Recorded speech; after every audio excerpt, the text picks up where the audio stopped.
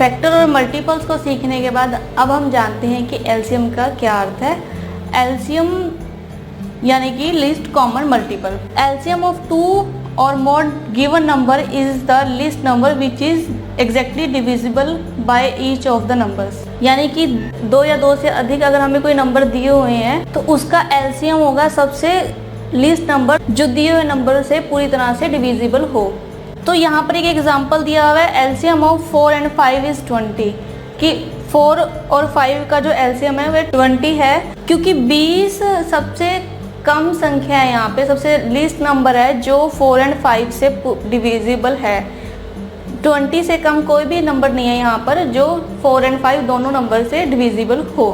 तो हम 20 एलसीएम लेंगे। इसको हम एक उदाहरण के तौर पे समझते हैं कि 4 and 5 है, अगर हमें इसका एलसीएम फाइंड करना हो तो हमें 4 and 5 के मल्टीपल्स चाहिए, है ना। तो हम 4 के मल्टीपल लिखते हैं यहाँ पर। 4 के मल्टीपल 8, 12, 16, 20, 24, 28, 32, 36, 40। 5 के मल्टीपल्स है 10, 15, 20, 25, 30, 35, 40, 45, 50 ऐसे ही मल्टीपल्स आगे भी चलते रहेंगे। तो अब हमें यहाँ पर इन दोनों का लीस्ट कॉमन मल्टीपल देखना है कि जो सबसे कम संख्या हो इन दोनों में। तो 20 है, कॉमन मल्टीपल की बात करें, एक 20 है, देन 40 है, इससे आगे भी होंगे, है ना। लेकिन जो सबसे कम है जो इन दोनों नंबर से डिविजिबल है वो 20 है। 40 भी इन दोनों से डिविजिबल है लेकिन वो लीस्ट नंबर नहीं है।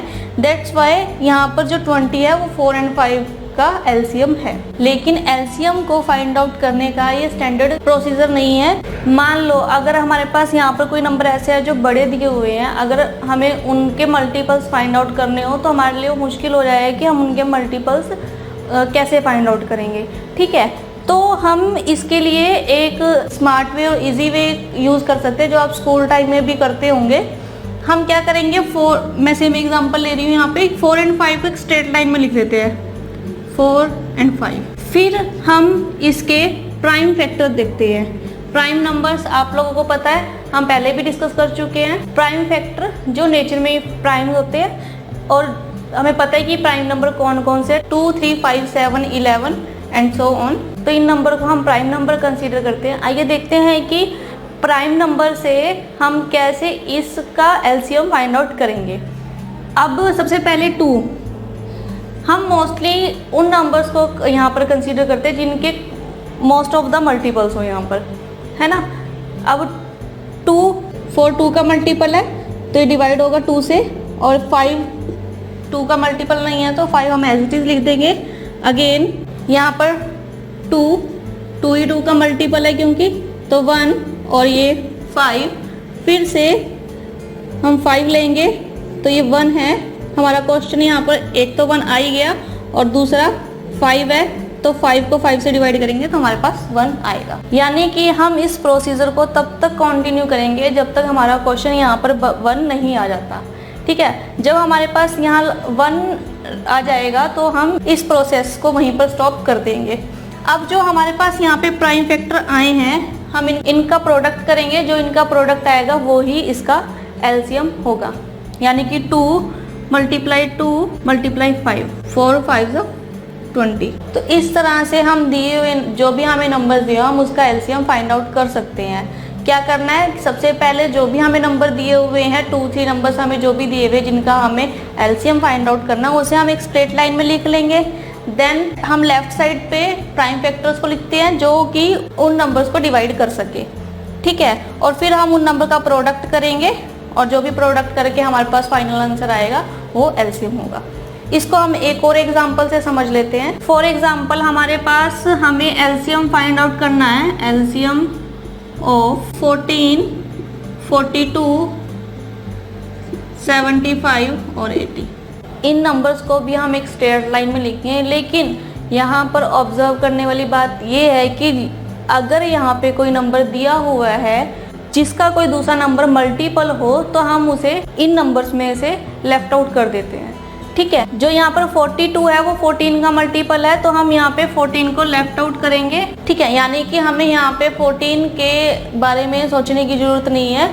अगर कोई नंबर किसी भी नंबर का मल्टीपल नहीं है या कोई भी नंबर किसी और नंबर को डिवाइड नहीं कर रहा, तो हम उन नंबर को भी कंसीडर करेंगे जब हम एलसीएम फाइंड आउट करेंगे, ठीक है। तो अब हम स्ट्रेट लाइन में लिखते हैं 42, 75 और 80, यानी कि हमें इन तीनों नंबर का एलसीएम फाइंड आउट करना है। हमने राइट साइड पे जिनका एलसीएम निकालना है वो लिखे हैं, और हम लेफ्ट साइड पे लिखेंगे जो हमारे प्राइम फैक्टर है। हम मोस्टली प्राइम फैक्टर में वो ही नंबर कंसीडर करते हैं जो ज़्यादा नंबर को डिवाइड कर सकें, ठीक है। तो सबसे पहले 2 लेते हैं यहाँ पे 21, 42 को 2 से डिवाइड करेंगे, 75 एज इट इज़ रहेगा, और इसको करेंगे तो ये आएगा 40। अगेन हम यहाँ पर फिर से 2 ले रहे हैं, 21 नहीं डिवाइड होता तो ये एज इट इज़ रहेगा, यहाँ पे 75 भी नहीं होता, और 20। फिर से हम यहाँ पे 2 ले रहे हैं, 21 एज इट इज़ रहेगा, 75 देन 10, और ये तब तक करना है जब तक कि जो नंबर हमारे पास हमने कंसीडर किया जो प्राइम नंबर, वो हमारे पास दिए हुए नंबर्स को डिवाइड करना ना छोड़ दे, ठीक है। अब हमने 5 को प्राइम फैक्टर लिया यहाँ पे, तो 21 एज इट इज आएगा, 75 को डिवाइड करेंगे तो ये 15 आएगा, और देन 5, ये 5 पे जाएगा, फिर से 21 एज इट इज रहेगा, 15 3 और 5 1 हो जाएगा। अब 5 से नहीं डिवाइड हो रहा था, ये 3 के फैक्टर्स हैं हमें पता है यहाँ पर, तो ये 7, तो नेक्स्ट फैक्टर यहाँ पर 7 आएगा और यहाँ पर 1 हो जाएगा, तो हम इस प्रोसेस को यहीं पे रोक देंगे। अब हम इनका मल्टीपल करेंगे, एलसीएम फाइंड आउट करेंगे। 2 multiply 2 4, multiply 2 8, multiply 2 16, multiply 5 80, multiply 5 400, multiply 3 1200 और मल्टीप्लाई 7 8400, यानी कि एलसीएम आया 14, 42, 75 और 80 का 8400।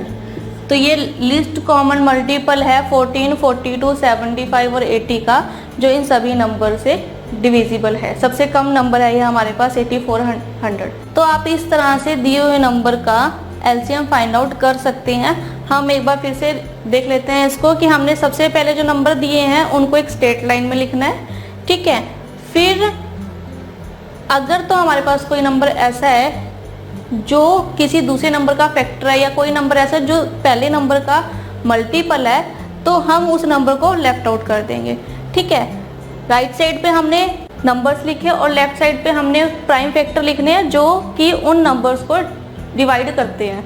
हमने उस प्रोसीजर को कंटिन्यू रखना है जब तक कि हमारे पास जो क्वेश्चन है वो 1 ना आ जाए, ठीक है। और जो हमारे पास लेफ्ट साइड पे फैक्टर्स आए हैं हम उनका प्रोडक्ट निकालेंगे, प्रोडक्ट करके जो भी हमारे पास फाइनल आंसर रहेगा वो उन नंबर्स का एलसीएम होगा।